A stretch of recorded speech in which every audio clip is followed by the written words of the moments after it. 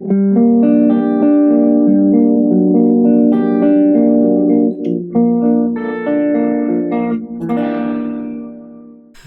everyone, and welcome back to another episode of Shred and Soul. I'm Shred, aka Kevin Wood. And I'm Soul, aka Wind Hughes.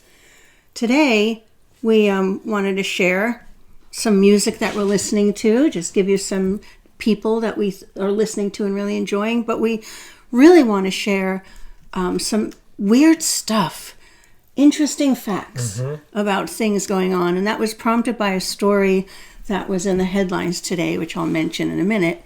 And Kevin and I over coffee were sitting and talking about those, can you believe this? Could that be true? Little bits of information and facts, and thought we'd share some of them that we discovered with you. Right? Yeah. So first, let's start with our recommendations for some really wonderful artists. I have been watching a young woman named Sophia Izella. Sorry, Sophia, if I'm butchering how to pronounce it. But she is amazing. And I know some folks will say, well, she's so dark. And she can be dark in how she performs. But she's a poet and an actress and a brilliant lyricist with a lot of commentary on the state of the world and state of our culture for women, and how they're objectified, and just her poetry so beautifully expresses from a woman's perspective how it feels. And I just want to recommend her. She has one song called The Doll People, and it's really, really profound. And if you see her and it looks a little dark, then just check into the lyrics and see what an amazing poet she actually is. So Sophia Izella, you can find her on YouTube, and I highly suggest you check out what young people are creatively and poetically and musically doing today. Very good. Yeah, she is quite amazing, and a standout artist, a standout newer artist, and she's definitely breaks a lot of molds. Doesn't she? Yeah. She's amazing to see live too, and the way she can control a crowd with ease. It's just amazing. She's very charismatic. And who are you listening to today? Oh, I started hearing about Castle Rat a while back, and at first I thought it was going to be typical like doom, heavy plotting kind of stoner metal stuff, but I started listening to it, and it's really quite amazing. It's kind of a throwback sound. Riley Pinkerton, who's the lead singer, and she wrote almost all of the material, and it is really heavy. It's kind of a bluesy-based, heavy doom sound, and she dresses up in this kind of warrior princess outfit. And the guys in her band, one of them dresses up like a vampire. The other one is called the Plague Doctor. She's the Rat Queen, and then the drummer is called the Druid. And so check them out; they're pretty good, and they have some great videos on YouTube, live stuff. Yeah, they're very theatrical too. Actually, interesting. Both people we're recommending are very theatrical. Yeah, it's theatric. It's costumes. Yeah. Antics, and Castle Rat is pretty darn consistent too. When you watch video after video of them, they do the same thing, even announce things to the crowd every night, the same routine. I mean, they play note for note? Yeah, note for note. It's pretty cool. Yeah, and I am not always on board with all of the metal bands that Kevin will show me. Some of them I'm not crazy about, but this band really, really is talented. Mm-hmm. And she's really, really a really expressive, cool performer. Yeah. So check them out. Yes. So weirdness. We ready for weirdness? Mm-hmm. Strange facts. You may have seen the headlines today, or after you get this on Tuesday, this week, about a New Jersey-bound plane in October that suddenly just dropped out of the sky and didn't crash right before it was going to hit. It pulled itself up and was able to right itself. And they have determined that this plane was struck by cosmic rays from an exploding star that exploded millions of years ago. And I know when I read that, I questioned it. how do they know that? But then I thought, is that destiny or is that fate that something happened 1 million years ago and was going to catch up and reach you in this tiny little metal tube up in the sky in that exact moment? What is that about? Yeah, well, we often in the past couple episodes we brought up the idea of things in the sky and the influences of these things on us here. And light does take a long time to travel. Millions of years. You know, you consider It the left vastness. millions of years ago, and this moment in time brought these people on this plane and that cosmic rays from that exploding star together. What's the chance? Pretty amazing. So I thought that was interesting to read. You could see that on the headlines.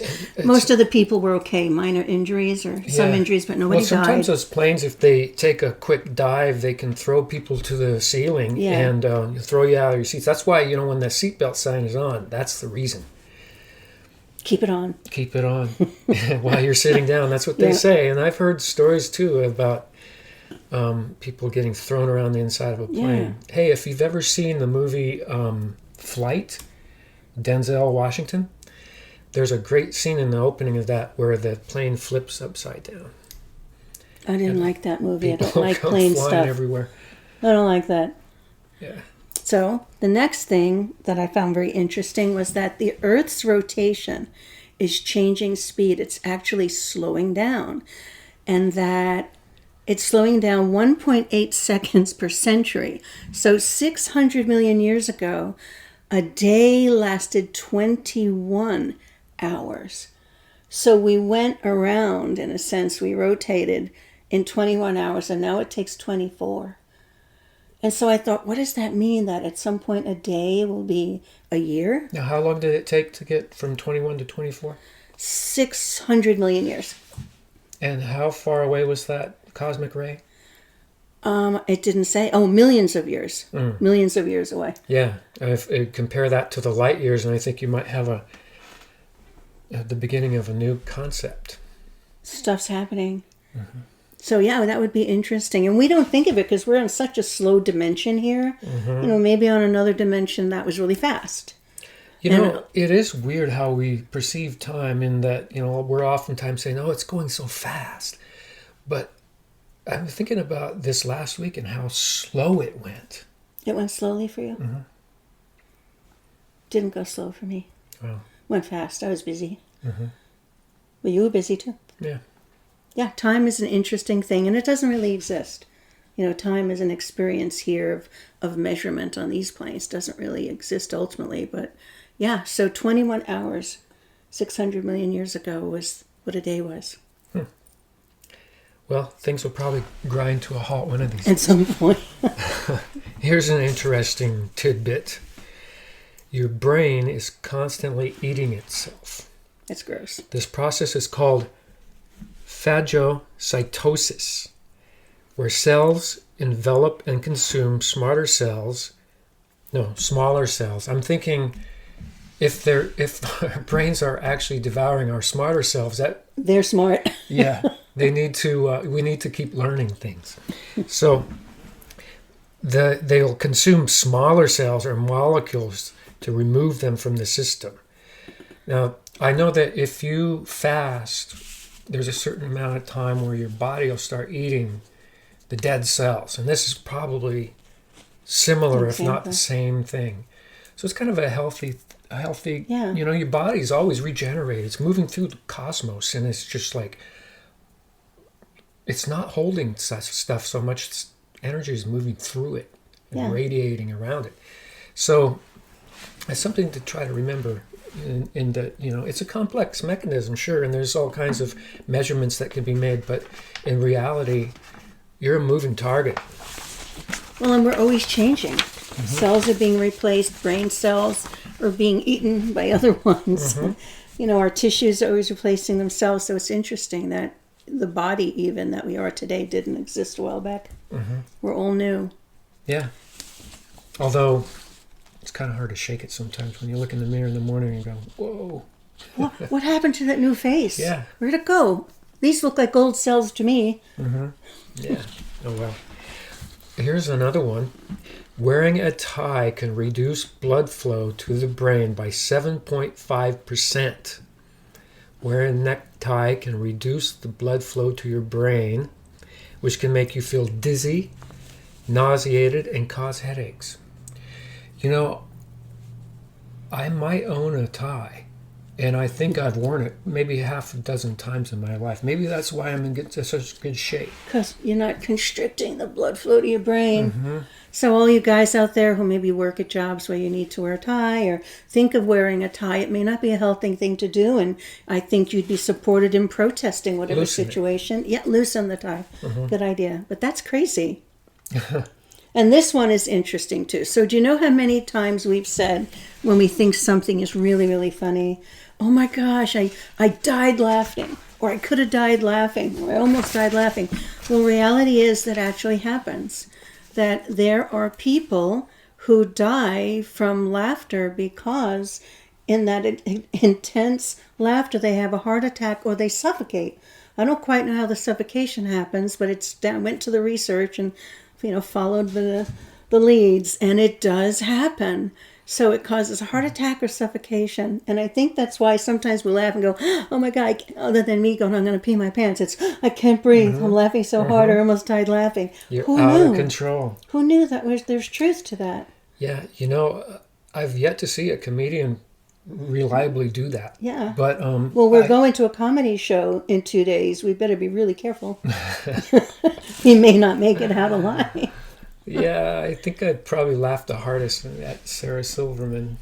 For some reason, she just struck me funny. She's good. was But funny. Ismo, we're going to see Ismo. If you don't know who he is, ISMO, he's an amazing comedian. Yeah, We're going to see he's- him in a couple of days, and we may not come back alive. So another one that's interesting is that football teams who wear red football uniforms score more when they're playing at home. And so they're talking about how the colors of clothing and the colors we put around us influence our mood and influence, our perception in the moment. And red, I guess red makes you feel more badass because teams wearing red uniforms, especially when they're at home, tend to score higher than those who aren't. It's not necessarily winning, but scoring Scoring higher. higher. Yeah. Well, I would think that might lead you to win, right? Well, you could have the possibility of red hues in both sides, though. If they're both in red, then you're in Or- trouble. They alternate tops and bottoms. But Yeah, it doesn't say anything about winning. It actually just said consistently played better. I think about the Cardinals, though. They're primarily red, and they're just terrible. They don't win all the time. No, and they're having some rough times with their personnel and everything. Football teams go up and down. And thinking about the Chiefs, though, there's a red team. There's a red team. Yeah, Yeah. Go Chiefs. can be on fire sometimes. Not this season too much, but And I do know that color really impacts us. There's so much research on color of our clothing, color of our walls, I what heard colors affect our mood, and red shirts cause women to think you're sexy. it means you're hot. Yeah. Yeah. Yeah. It's a passionate color, right? Yeah, You're wearing gray. trying to be incognito. Trying not to get me too worked up while we're doing this, right? You're going to change into red as soon as we finish? Yeah. Okay. Like I have that. some red underwear on. Oh, way. You do? Do you really? Yeah, of course. There you go. See, that's the mental image. That's how you score, guys. I hope nobody dies laughing. What's next? Oh, okay. Oh, When you cut a worm in two, it regenerates. I've seen this done on camera with like little parameciums, and it's not a worm, but it's a simple organism, and it doesn't necessarily live as one thing. It's kind of a, I don't know, combination creature plant kind of thing, probably. The worms, earthworms, they wrinkle around, and if you cut them in half, they can grow back their tails and heads and stuff. Yeah, some of them will grow tails, and there are some, I remember this in one of my science classes in college, cutting the worms and watching them regenerate their entire body. And some of them can regenerate from just a tiny slice. And I know there's a lot of research studying the worms, and there's some other creatures too who can do this to see if we can discover what might help us regenerate damaged body parts or limbs. Yeah. That would be interesting. You know, in Texas, they have worms that are just gigantic, and they use them for fishing, for bass. And I remember in high school in San Antonio dissecting them. They came out of a bucket of formaldehyde, though, so they weren't going That's to gross. regenerate. That's gross. Oh, but did you know you can be heavily pregnant and not realize it? But for how long? What does that mean? Well, it's called cryptic pregnancies, and they're not that uncommon, with 1 in 500 not recognized until at least halfway through. So, if you're going to put your foot in your mouth and ask a woman if she's pregnant, you might be actually accurate, and she might not even know it. No. Well, and then it also says that 1 in 2,500 don't know until they go into labor. And I know when we were talking about this, what I thought of was, imagine being at a rock concert. You know, you have 50,000, 100,000 people. Thinking 1 in 2,500?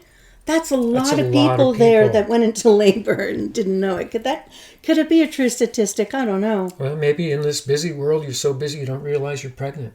Maybe. So start giving birth. Yeah. That's strange. We're so busy we didn't notice that we were nauseous and gaining weight. And Maybe, yeah. Maybe that's just the way you are all the time. I can't imagine. Absolutely can't imagine. Well, another thing that's very interesting is, and I didn't know this, there are more bacterial cells in our body than human cells. The average human is 56% bacteria. Wow. I think Trump may have had something when he was talking about drinking bleach. Like, we're full of bacteria. And that was discovered in 2016. So it's really not that long ago that they discovered this. Very interesting. That is so interesting. And I can believe it because the what do they call it? The microsphere. It's all around us. They're like in the air. There's like tiny little creatures flying, and they're bacteria, and they land on your skin, and you breathe them in. They're in your food. The next stat is that we inhale 50 different types of potentially harmful bacteria every time we inhale. 50. So not only is laughing potentially life-threatening, breathing is too. Well, it's a peril of life, I guess. But it really is amazing. It is. To think that, okay, you can't take the human away from the bacteria. Without it, we're not going to live. Yeah. Well, it's a symbiotic But it could world. kill us. We need each other. Yeah. Yeah. Nothing exists in a vacuum. Everything's interrelated and interdependent in some way. Interesting. Yeah. The deep sea anglerfish, They're so ugly. they live on the bottom of the deepest part of the ocean, and they've got these awful big mouths and a little thing that comes off of their head that looks like a worm, and I think they use that to attract fish to swim up there and think they're going to get a little taste, and the anglefish eats the little fish. So, but another weird thing about those is that when they mate, the little anglefish is so much smaller than the female anglefish, and instead of like having sex, he dissolves into her skin, and there's some sperm in there that gets absorbed into the into the fish. Well, an anglerfish are big females. They're really big fish. And the male, like you said, is so much smaller. And so there, it's not only just inhaling and laughing. If you're an anglerfish, it's having sex. It's deadly. You know, the human mind just can't stop comparing and contrasting and trying to relate to what does that mean in my life? Your, saying- your biggest joy would be that you get to dissolve away. Think of that. Dissolve into one another. Yeah. But does he continue to exist within her? His Are there offspring. two beings existing in that one body? How do you know? Well, maybe so. How do you know she doesn't absorb the essence of his Yeah, soul the if he has a conscious soul, or energy his of the energetic? little- Yeah. Yeah. Maybe they just merge and become one. Maybe he doesn't die at all, but he transforms. Into a pregnant anglerfish.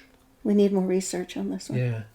No, we can think about that. That's a pretty interesting. That's more interesting than the avenue I was going to go on. Well, I hadn't thought of it till just now. Martial artists who smile before the start of a match are more likely to lose. What do you think that is? I have thoughts about that. Let's hear your thoughts.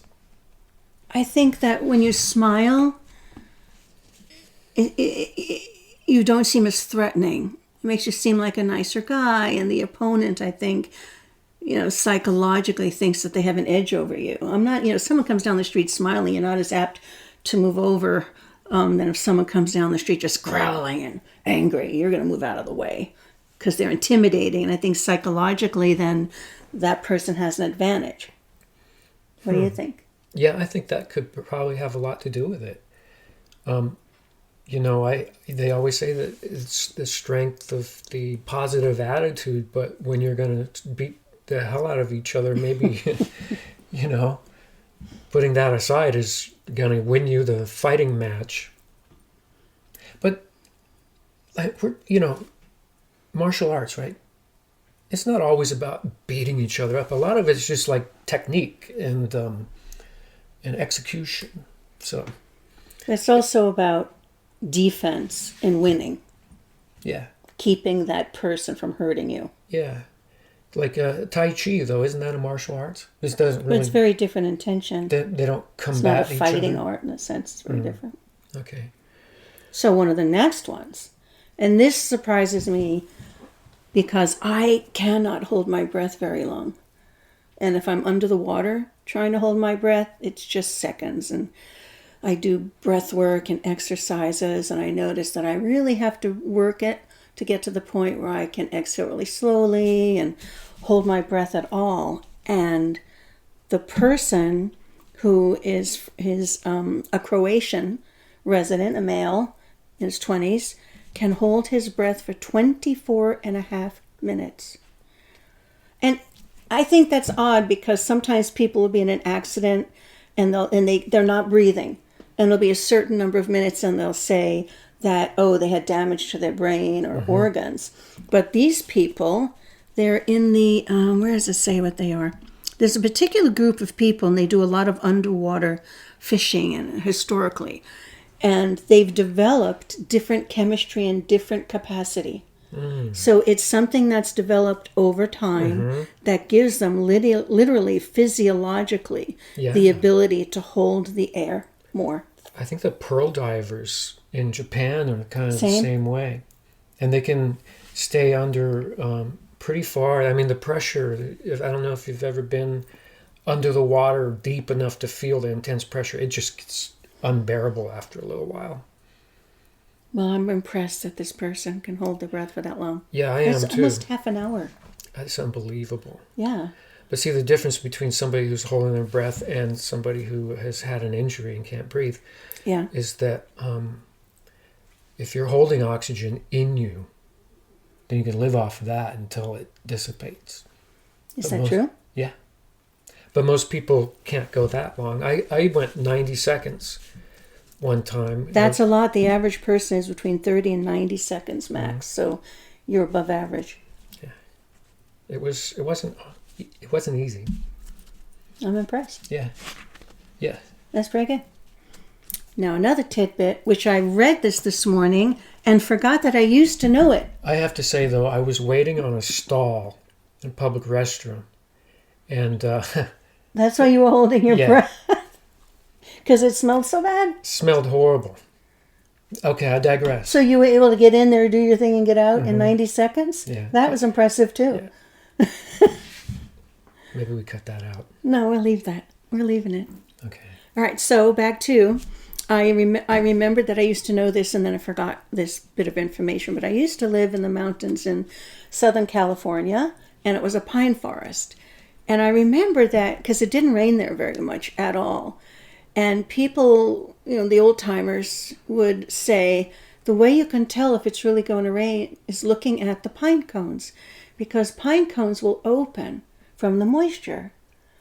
And if the pine cones are still closed, then it's not going to rain. I forgot that I once knew that, and I read that. So that's true. The next time you see a pine cone, look close if you're trying to decide if it's going to rain or not. And if it's opened, then it's going to rain. Yeah, how about that? Yeah. I heard that trees can communicate with each other under the ground. Have you heard about that? Yeah. Tendrils going. Trees communicate, and they use certain mushrooms and filaments connecting the entire forest. Wow. It's one conscious being. It's kind of like what we were talking about, the microsphere under the earth. Yep. Interesting. Yeah. Your brain burns 500 calories a day. You think about that. If you're on a diet and you're only limiting yourself to 1,000 calories, you're going to get skinny pretty fast. But if you go below a certain level, your brain's going to start eating itself. And so you got to think about the calories that you need to keep the ticker running up here, and take good care of it. Well, I think that also shows what I thought about was one, why haven't I lost more weight? Because I think a lot. And the other thing was that I think that's part of staying healthy is keeping the brain active. Burning, processing energy, burning fuel, receiving that from the cells, burning up the fat, and that there's a healthy process there. And the more we keep our brains active, the more we'll be burning off these calories, and that's part of exercise and staying healthy is exercising the brain. That's what I thought of. Yeah. Well, it's true. We talked about eating brain cells earlier too, and this is all coming together, folks. Here's a little bit of trivia, Hollywood trivia. It seems that, not seems, it's verified right here on my paper, Julia Roberts, her hospital bill, not her parents' hospital bill was paid for by Martin Luther King and Coretta Scott King, his wife. I didn't know that, too. You told me this morning. His parents owned a dance studio, apparently, and King's children were allowed to attend.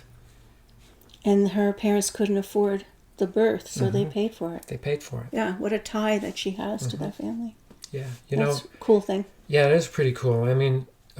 It's an interesting story that they have that association. How about this one? You are taller in the morning than you are at night.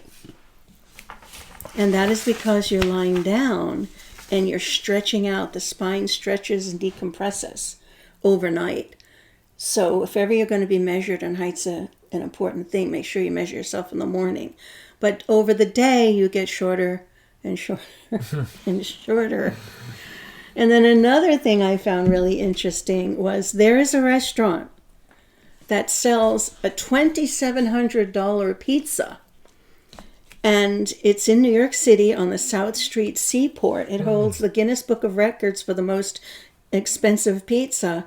And it actually tops this pizza. You have to order it 2 days in advance. And they top the pizza with 24-karat gold leaves, Stilton blue cheese, Hudson River foie gras, platinum Ostera caviar, and French Perigord truffle, and almost caviar, which is optional for an extra $700. Wow. So if you want to order one of these, you have to give them 2 days notice, and it's in Manhattan. I wonder if they ship. How large is this pot? It's a regular pizza. It just got extravagant ingredients, toppings. And gold. Wow.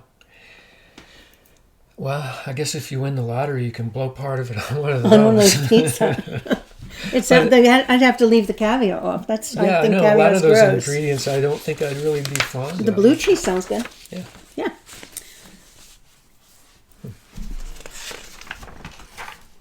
Okay, the circulatory system. Here's another biological fact. You know, we're touching on a lot of biology here, and this is really interesting stuff. The circulatory system is more than 60,000 miles long if you put every vein and artery end to end. That's a lot. That seems incredible. I mean, The is entire it true? country is 3,000 miles wide. Yeah. So 60,000 miles in here. That's crazy. Yeah. I know, we're talking big figures here. You know, Wow. this is amazing. I don't know if I believe it. We've said that with half of these this morning when we were going over it. You think that's true? Yeah. ChatGPT will tell us. I didn't look any of this up on ChatGPT. I'll look it up. No, I believe you. I'm just playing. Here's another one. Honey never expires.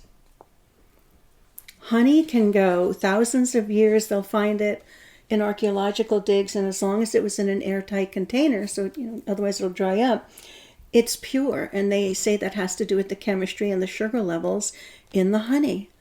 So that's fascinating in terms of survival. Yeah. I've known that for survival, you want to make sure you have a can of honey or small cans of honey so they don't go bad because there'll be no refrigeration when it all hits the pan. So keep that honey around. This is another tie-in, right? Because we've got the microsphere. We've talked about that twice already, if not more. Honey, if it's local, will give you an immune system boost because of all of the microorganisms that are picked up by the bees and put into the honey. And you ingest that, so you're becoming one with the microsphere on that level. And so, yeah. And people will always say that when you want to get certain honeys for healing purposes and medicinal, make sure you buy local honey because it'll really support your system. Now here's one. It reminds me of the author that a long time ago wrote that book. We mentioned it in another episode about a man named Trump who lived in New York and became president. And it was written, in the 1800s or something?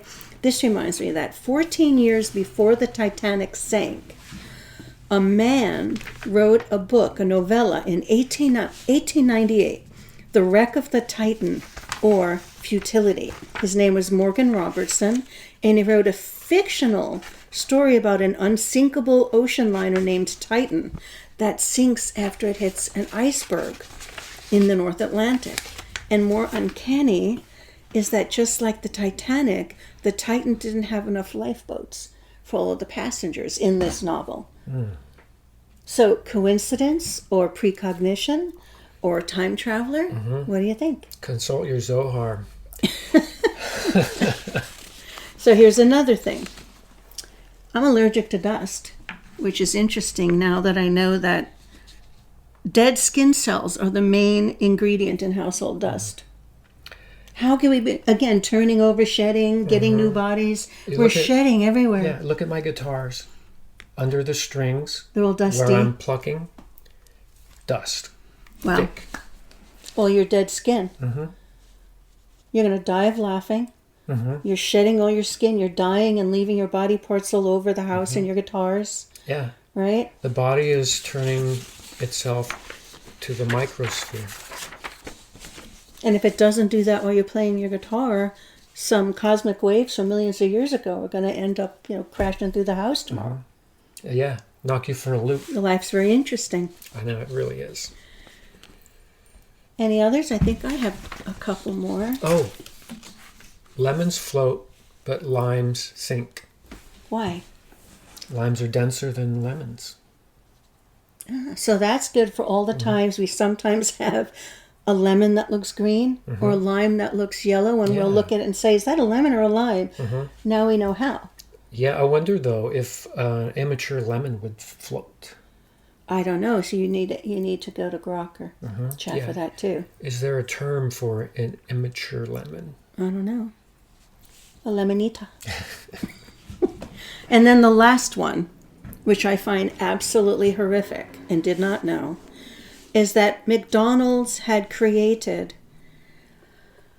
broccoli that was flavored as bubblegum in an attempt to get kids to eat their vegetables. It didn't say what the heck it could have been flavored with, but it was an attempt, and they tested it out, and it didn't go over very well. Thank goodness. I thought of that, bubblegum flavored broccoli. That's disgusting. So I'm glad it didn't fly. I can understand why you'd try, though. When I was a kid, I hated broccoli. I like it now. But, yeah. Bubblegum flavored broccoli. Doesn't it make your stomach turn? Yeah, it makes my stomach turn. Yeah, what would they think? And it's coming from McDonald's. Yeah. Well, that's understandable because they really don't understand what food is at McDonald's. Excuse me if you eat McDonald's, but these days it's not a good representative of healthy food, let alone tasty. You know, back in the early days of McDonald's, and if you're carnivore, right, that's what you eat. It was more wholesome ingredients. They even fried their French fries in beef tallow, which for some reason in the 70s, cholesterol became a bad word. These fries won awards for their flavor, and I remember as a kid chowing down on McDonald's fries, and I remember my mom just loved them, and they're not the same now. They've been fried in seed oils for the past, 40 or 50 years, and so they lost that. I never tasted awesomeness. McDonald's till I was an adult. We weren't allowed to eat that stuff. And I remembered it wasn't meat. Was it meat? Yes, it was. I was a young adult. I was probably maybe 19-ish. I tasted 18. No, it had to be earlier because I didn't eat meat then. But then I had Egg McMuffins. And those, they're no longer like they used to be. But I used to cheat and have an Egg McMuffin. But there you go. Thanks, McDonald's, for the bubble gum flavored broccoli. I'm glad it didn't work. Hope you enjoyed these tidbits of could it possibly be true sort of information. Yeah, it was fun delivering them. It was fun looking them up this morning, topping it. Well, what about this one? What about this one? Yeah, very interesting. This world is a fascinating place. So be careful out there. Don't laugh too hard.